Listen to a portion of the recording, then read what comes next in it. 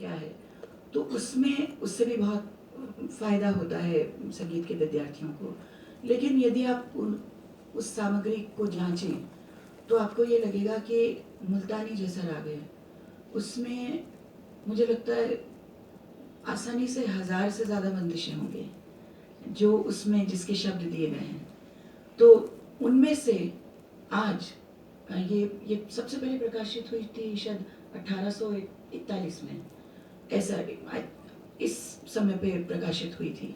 और उस समय से लेके आज शायद उन 1000 कॉम्पोजिशंस में से, बंदिशों में से हम शायद 5 से 10 सुन लें तो बहुत बड़ी बात होगी। ज़्यादातर हम कुछ ही एक ही दो चीज़ें हैं जो सुनते हैं कलाकारों से, या फिर स्वरचित रचनाएं सुनते हैं जो आज के रचनाकारों ने रची हैं। लेकिन ये भी एक बात समझने की लगती है कि जो था हमारे पास, निस्संदेह आज भी रचनाकार नई रचनाएं बना रहे हैं और अपनी क्षमता से, अपने रचना कौशल से हमारे संगीत को समृद्ध कर रहे हैं। लेकिन जो था हमारे पास वो कैसा था और उसे हम क्या बिल्कुल त्याग देंगे? तो राग कल्पद्रुम तो छोड़िए, लेकिन क्रमिक पुस्तक मालिका ही में जो ख्याल दिए हुए हैं, जो बंदिशें दी गई हैं, वो भी हमें बहुत ही कम सुनने को मिलती हैं।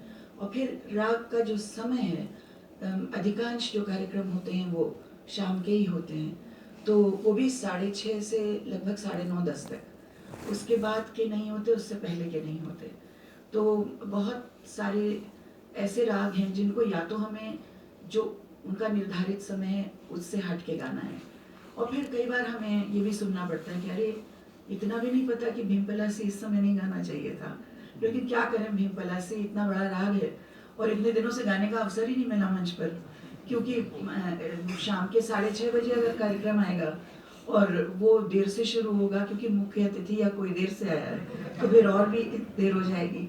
या फिर हमारा सेकंड आइटम है, तो खैर इतना तो नहीं करते हम कि बिल्कुल ही मतलब सुबह का राग शाम को गा दिया, ऐसा तो नहीं करते। लेकिन कई बार हमें थोड़ी सी ये आप कह सकते हैं एडजस्टमेंट करना पड़ता है कि हम ऐसे राग भी गाते हैं जो निर्धारित समय से या तो पहले या बाद में।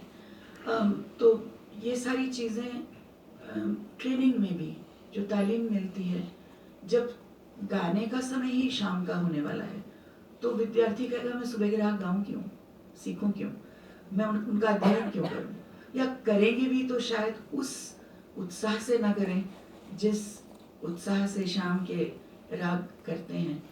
और ये भी कहना पड़ेगा कि टेक्नोलॉजी से बहुत फ़ायदे भी हुए हैं हमें, लेकिन दोनों फ़ायदे और हानिकारक कहाँ हो सकता है ये भी देखने और विचार करने के मुद्दे हैं। टेक्नोलॉजी से एम्प्लीफिकेशन से बहुत फ़र्क पड़ा है, अभी अनिश ने कहा है ये,